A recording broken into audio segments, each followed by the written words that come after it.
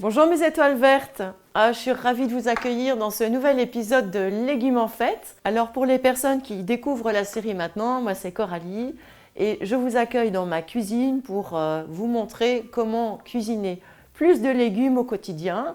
Pour des personnes qui n'aiment pas du tout les légumes, eh bien l'idée c'est peut-être de les découvrir sous des formes assez inaudites. Je me suis lancé un petit défi qui est de vous présenter 6 légumes par saison.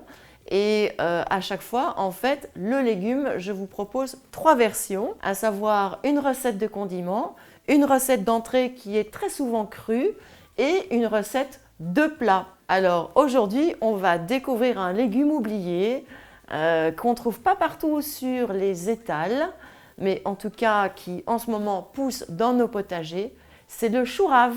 Alors quelles sont les 3 recettes que je vais vous partager aujourd'hui avec le chou rave ? La première recette donc de condiments, j'ai choisi de vous partager une recette de pickles et vous allez voir comme c'est simple à faire. La deuxième recette, ça sera une recette de ravioli de chou rave. Alors c'est un ravioli sans pâte. Et puis la troisième recette que je vais vous partager, c'est une recette de riz de chou rave que l'on va cuisiner comme un curry. Alors comme tous les choux en fait, c'est un légume en fait qui va être extrêmement bénéfique pour le côlon, donc c'est un légume qui est riche en fibres et c'est un légume en fait qui va permettre de détoxifier le corps et de nourrir toutes les bonnes bactéries du côlon grâce à ces fibres en fait qui vont se digérer beaucoup plus bas dans notre système intestinal. C'est également donc un légume, en tout cas pour celui-là, pour ce chou-là, qui est très aqueux. Donc on va même pouvoir le passer dans des jus de légumes si vous avez un extracteur de jus. Et donc au niveau de ces notes d'accord, on va pouvoir le marier avec tous les oléagineux torréfiés, donc que ce soit les noisettes, les amandes, les noix, les graines. Également avec les agrumes, avec la grenade, parce que je vous dis, par rapport à la famille des choux, c'est vraiment celui dont le goût est le plus fin, le plus doux, le plus subtil. Et puis on va aussi le marier avec des champignons comme les shiitake, les lentilles ou également avec des petits poissons gras. Et en l'occurrence, je vous ai choisi une recette où on va travailler ce chou rave avec l'anchois. Alors qu'est-ce que le chou rave vient nous dire ? Eh bien le chou rave, c'est un crucifère. Et donc comme tous les crucifères, ce sont des légumes qui poussent sur des terres qui sont parfois très hostiles. Donc c'est un légume qui vient nous aider à être plus résilients, à avancer avec plus de courage dans notre vie. Première recette, une recette de pickles. Pourquoi des pickles ? Parce que ce sont des toutes petites quantités. Et donc, quand on ne connaît pas un légume, parfois, on a besoin de le découvrir par petites touches si on n'a pas une âme d'explorateur. Alors, ces pickles, vous allez pouvoir vous amuser parce que vous allez voir que vous allez pouvoir varier les épices et tous les assaisonnements qui vont aller donc avec le chou. Donc, ça va être très rapide à faire et très ludique. Alors pour cette recette de pickles de chou rave, bien entendu, on va avoir besoin d'un chou rave. Alors ça peut être un chou rave violet ou un chou rave vert, peu importe. Alors on aura également besoin de vinaigre de cidre, l'aliment chouchou des stars, on ne parle que de lui. Alors ce vinaigre de cidre, pourquoi est-ce qu'on parle autant de lui ? Parce qu'il est très riche en enzymes, en minéraux et qui permet d'équilibrer le pH de l'estomac et donc de faciliter notre digestion. Attention quand vous l'achetez, le vinaigre de cidre, choisissez-le non pasteurisé, sinon bye bye les enzymes. On aura également besoin de sirop d'érable. Donc le sirop d'érable, c'est un sucrant naturel. Donc c'est beaucoup plus intéressant, je trouve, dans cette recette de prendre du sirop d'érable plutôt que de prendre un sucre de canne ou un sucre complet. Le sirop d'érable, il est très riche en antioxydants et en plus, il a l'avantage d'avoir un index glycémique qui est un peu plus bas que le sucre puisqu'il a un index glycémique de 55. Donc ça reste du sucre, on va en mettre peu dans la recette, mais c'est un sucrant naturel et ça c'est vraiment important. On aura besoin également d'un peu d'eau. L'idéal quand vous mettez de l'eau dans une recette ou même quand vous buvez de l'eau, c'est de la verser dans une carafe et de laisser reposer pendant une demi-heure le temps que le chlore s'évapore, surtout que le chlore peut induire des réactions chimiques différentes au niveau de la recette. Et puis des épices, alors là vous choisissez les épices que vous voulez. Pour aujourd'hui, j'ai choisi du gingembre Et comme j'aime bien les épices, je vais aussi associer quelques grains de coriandre. Les épices ont l'avantage de renforcer en fait la digestibilité des aliments et également donc, de les potentialiser en termes de minéraux. Donc on ne s'en prive pas. C'est super antioxydant, c'est très bon pour notre santé. L'équipement, super simple, on ne peut pas faire plus simple. Un bocal en verre, n'importe lequel. Également, une casserole, mais ça, bon, tout le monde en a dans sa cuisine puisqu'on va faire chauffer l'eau, le sucre et le vinaigre. La première chose que je vous propose de faire, c'est de préparer votre sirop. Et ce sirop, on le versera ensuite sur le légume qu'on aura coupé en morceaux. Donc pour ça, j'ai besoin de ma casserole. Et je vais mesurer d'abord mon sirop d'érable. Et pour ça, je vais jouer simplement avec les proportions. Donc je vais mettre une petite cup de sirop d'érable et je vais rajouter par-dessus 2 fois le volume de vinaigre et 4 fois le volume d'eau. Je vais mettre un couvercle et je vais faire chauffer. Alors pendant que mon sirop est en train de chauffer, et je l'arrêterai dès qu'en fait, dès que le liquide est à ébullition, je vais couper le chou rave. Alors la façon dont j'aime bien le préparer pour les pickles, c'est de faire des petits bâtonnets. J'ai gardé la peau, je l'ai brossé sous l'eau. Vous pouvez l'éplucher, mais s'il est bio, l'avantage de garder la peau, c'est que dans la peau, il y a énormément de vitamines et de minéraux qui se stockent. Il suffit dans ce cas-là simplement de le brosser sous l'eau ou alors de mettre un petit peu de vinaigre blanc ou de bicarbonate de soude. Une fois que j'ai coupé mon chou rave en bâtonnets, je vais tout simplement le mettre dans le bocal. Je vais mettre un assaisonnement par-dessus, donc des épices. Je vais verser le sirop, je vais fermer le pot. Et c'est fait. Moi, je vous conseille toujours, quand vous commencez des recettes nouvelles pour vous, de prendre des petits bocaux. Comme ça, vous explorez par petites touches ces légumes que vous ne connaissez pas forcément. Le liquide bout, donc je vais l'arrêter et je vais juste rajouter des épices. Pendant que je vous parle, parce que je fais toujours plusieurs choses à la fois, je mets quelques graines de coriandre. Les graines de coriandre, c'est un petit goût citronné. Et puis, ça renforce la digestibilité des aliments. Donc ici, comme on est sur un chou, ça peut être intéressant de renforcer cette digestibilité. Et puis je vais râper du gingembre par-dessus. Je vous ai donné les notes d'accord du chou rave tout à l'heure. Dans les notes d'accord, souvenez-vous, il y avait notamment les agrumes. Donc vous pourriez tout à fait, plutôt que de mettre du gingembre, si vous n'aimez pas le gingembre, mettre des zestes de citron. Et maintenant, je vais tout simplement verser par-dessus ma préparation. Je remplis jusqu'en haut, je ferme. Et je vais réserver 24 heures au frigo avant de goûter mes pickles. Voilà, c'est prêt. Et vous allez voir, c'est super gourmand, vous allez vous amuser, vous allez pouvoir pimper vos salades et vous allez trouver plein d'usages, je suis sûre, à ces pickles. La deuxième recette, ça va être un ravioli de chou rave. Alors le nom ravioli vient simplement pour la forme que l'on va donner au chou pour cette entrée, mais vous allez voir que on va manger avec les yeux, c'est ça qui est sympa et c'est très très très facile à faire. Et ce qui va faire toute la différence dans cette recette, c'est la sauce qu'on va préparer. C'est parti pour les raviolis de chou rave. Alors bien entendu, on va avoir besoin d'un chou rave et pour les raviolis, on va enlever la peau. On aura juste la chair qui est blanche. Après, on va avoir besoin de la base en fait de la sauce César. Donc 2 mots sur la sauce César. C'est une sauce qui a été inventée dans les années 1900 par un restaurateur américain. Et donc c'est une sauce à base d'anchois. Alors pour les personnes qui sont véganes, vous pouvez tout à fait remplacer les anchois par des algues. Donc l'anchois, c'est un aliment très intéressant parce que c'est un poisson gras. Et ces petits poissons, ils ont la capacité à stocker les oméga 3 dans leurs arêtes. Et les oméga 3 sont extrêmement bénéfiques pour notre santé, que ce soit tout ce qui est protection cardiovasculaire, mais également lutter contre l'inflammation. Dans cette sauce César, donc en plus des anchois, on va mettre de la moutarde. Alors j'aime bien les petits formats de moutarde parce que ça permet d'avoir des moutardes aromatisées et variées. Et franchement, celle-là, elle est délicieuse. Alors dans la sauce César, en général, on a du parmesan. Moi, je remplace le parmesan par de la levure maltaise. Je vous en ai déjà parlé. On va également avoir besoin de noix de cajou. Et oui, il n'y a pas d'œufs dans cette recette. Normalement, dans la sauce César, on a des œufs. Ici, ce sont des noix de cajou.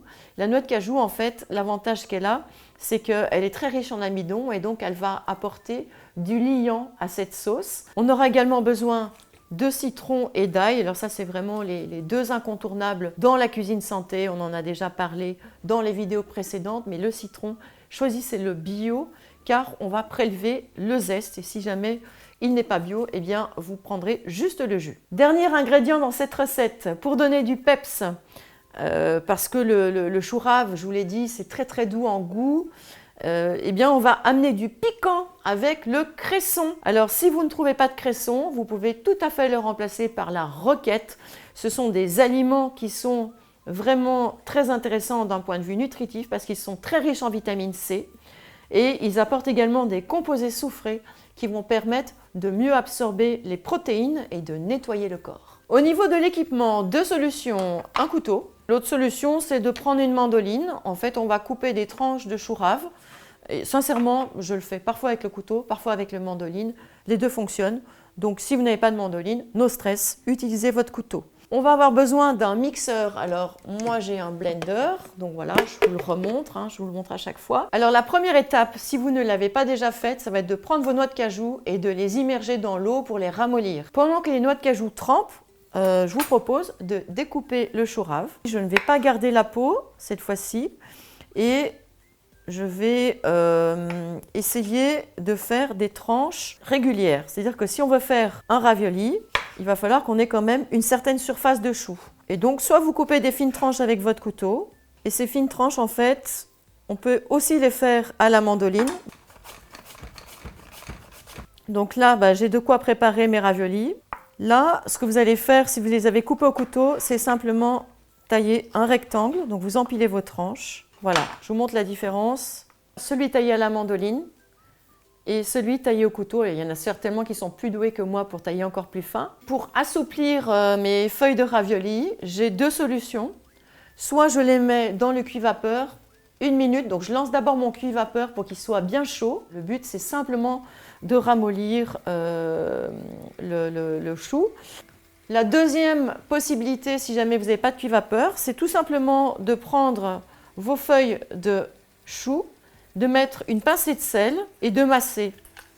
Et donc en fait, en massant avec du sel, ça va rendre de l'eau et donc ça va s'assouplir. Là pour le coup, il faut attendre un petit moment, une quinzaine de minutes. Je vous propose de passer à la préparation de la sauce et donc pour ça, on va prendre un blender. Donc je commence toujours par mettre les liquides au fond. Donc j'ai besoin d'huile d'olive, du vinaigre de cidre, du citron. Donc je prélève le zeste, enfin une partie du zeste, parce que vous avez vu la taille des citrons là. Un peu de jus de citron, de l'ail. Je la râpe en fait au-dessus, mais vous pouvez sinon la couper en morceaux. Notre moutarde. La moutarde et le cresson vont vraiment relever ce ravioli. Mes anchois, ces petits poissons gras qui nous veut du bien. Et votre parmesan ou, si vous êtes végétarien, de la levure maltée. Mes noix de cajou sont ramollies, donc je les rajoute dans la préparation. Je mets un tout petit peu de poivre. Et puis, on va rajouter de l'eau pour diluer la préparation. Le but, c'est d'obtenir une sauce onctueuse.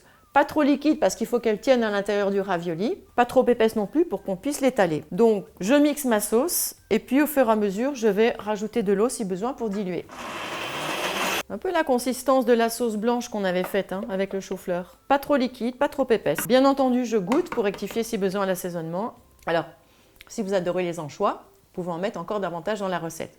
Dernière étape pour le dressage de ces raviolis. J'espère que vous ne m'en voudrez pas d'appeler ça des raviolis. Donc, qui sont ces tranches de chou rave que l'on va simplement dresser sur une assiette avec un peu de sauce César revisitée en mode, je ne peux même pas dire plus végétal puisqu'il y a de l'anchois. D'ailleurs, je voulais vous dire, je n'ai pas ressalé la sauce. Je mets ma sauce, par-dessus, je mets un peu de cresson et puis par-dessus, je vais remettre une tranche. Voilà, et je continue à dresser comme ça. Et pour les personnes qui ne mangent pas de poisson, je saupoudre en geste de solidarité mes raviolis de chou rave à la sauce César. Raviolis parce que c'est fourré avec une délicieuse sauce César. Je les saupoudre d'algues déshydratées qui viennent tout droit de Bretagne. La dernière recette, on va préparer un riz avec ce chou rave, oui.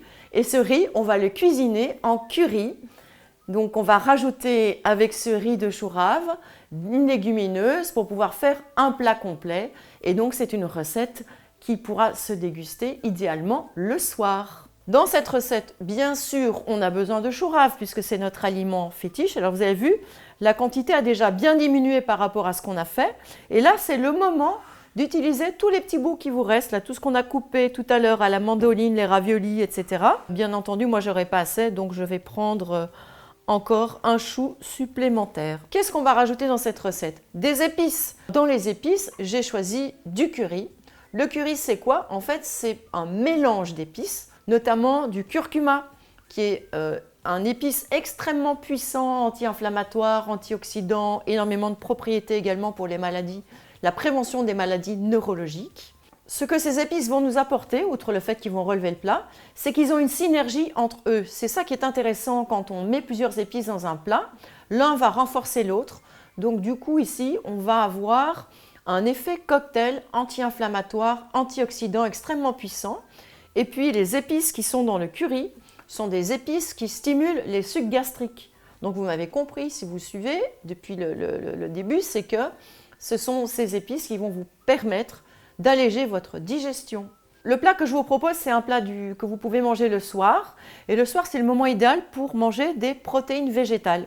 Donc aujourd'hui, j'ai sélectionné pour vous des fèves edamame. Donc ce sont des fèves de soja immatures. Alors les fèves edamame, ce qu'elles ont comme propriété, outre le fait qu'elles vont vous apporter des protéines végétales qui vont être extrêmement digestes, c'est qu'elles sont très riches également en vitamine B9, qui est la vitamine de la multiplication cellulaire, qui est une vitamine, j'avais dit, qui est vraiment essentielle pour notamment les femmes enceintes. Autre ingrédient, ça va être les raisins. Donc là, j'ai pris des raisins secs. Donc la première étape, ça va être de les réhydrater. Donc je mets un tout petit peu d'eau chaude dessus. Et puis le temps de couper les légumes, de préparer la recette, ils seront déjà réhydratés. Je vais aussi rajouter dans le plat des amandes. Donc ça va donner du croquant parce qu'en fait, comme le riz va être un petit peu mou, on va mettre ces amandes qu'on va concasser. Ça va pimper le plat et ça va également ajouter des protéines puisqu'il y a des protéines dans les légumineuses, mais il y a aussi des protéines dans tous les oléagineux. Puis les derniers ingrédients, je ne vous les présente même plus parce qu'ils sont dans toutes les recettes, mais de l'ail et des échalotes. Alors en termes d'équipement, vous aurez besoin pour fabriquer les grains de riz à partir du chou rave d'un mixeur. Alors je vous ai déjà présenté ce petit mixeur manuel qui est très très pratique et ça va aller très vite, mais si vous n'avez pas ce genre de mixeur, bien votre robot mixeur classique fera tout à fait l'affaire. Et puis puisque c'est un plat chaud, bien entendu, une casserole. C'est parti pour le curry de chou rave. Donc je vais couper le chou rave en dés réguliers et je vais le mixer pour en faire des grains de riz. Voilà, j'essaye d'avoir des morceaux de cette taille-là, pas trop fins, hein, on n'est pas sur une semoule, surtout que le chou rave, c'est quand même un légume qui est aqueux. Et comme je vais poêler ce chou, eh bien, j'ai pas envie d'en faire de la purée. Donc je garde des morceaux qui ont une certaine taille. Donc la première chose que je vais faire, c'est faire revenir les échalotes avec l'ail. Donc j'émince mes échalotes. Donc je verse simplement un filet d'huile d'olive au fond de ma casserole. Dès que l'ail et les échalotes ont commencé à revenir, je rajoute mon riz. Vous voyez, comme j'ai gardé la peau, ça fait des couleurs en plus. Puis on a le curry qui va venir colorer tout ça.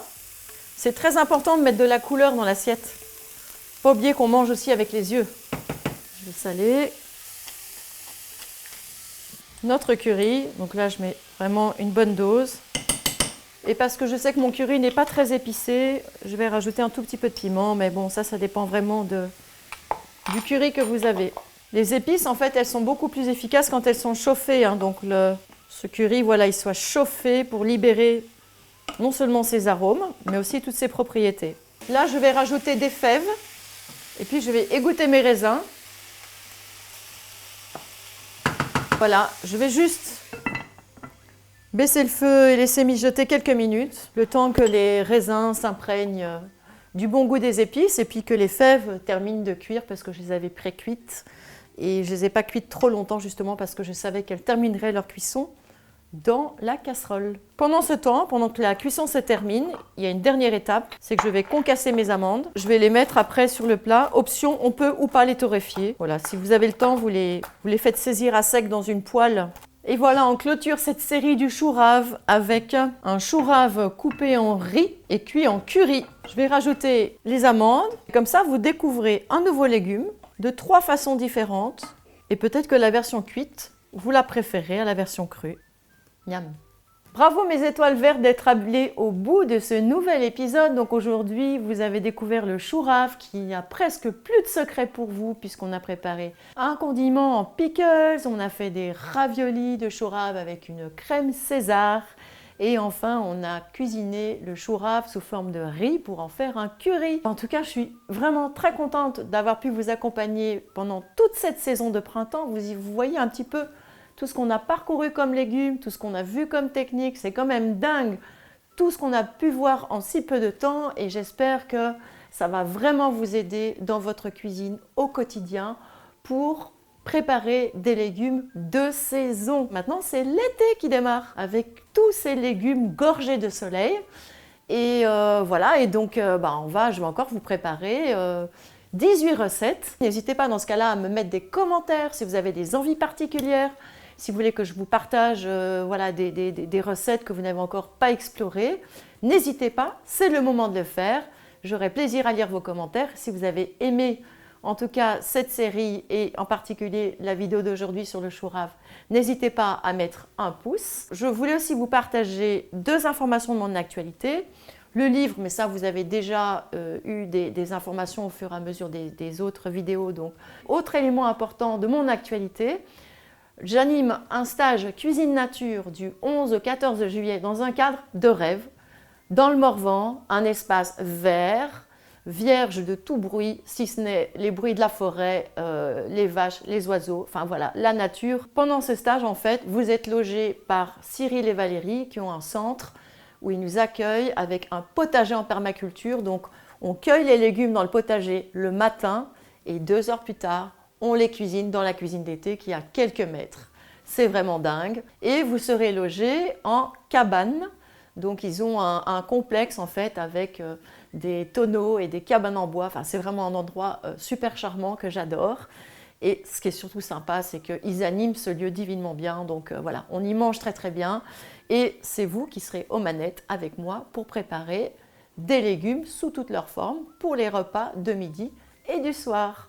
Le printemps, c'est terminé. On a cuisiné ensemble les 6 légumes de printemps que j'avais sélectionnés pour vous. Et maintenant vient l'été avec le soleil dans l'assiette, les couleurs qui explosent. C'est le moment de vous abonner à la chaîne pour me rejoindre pour la prochaine saison. À bientôt et régalez-vous!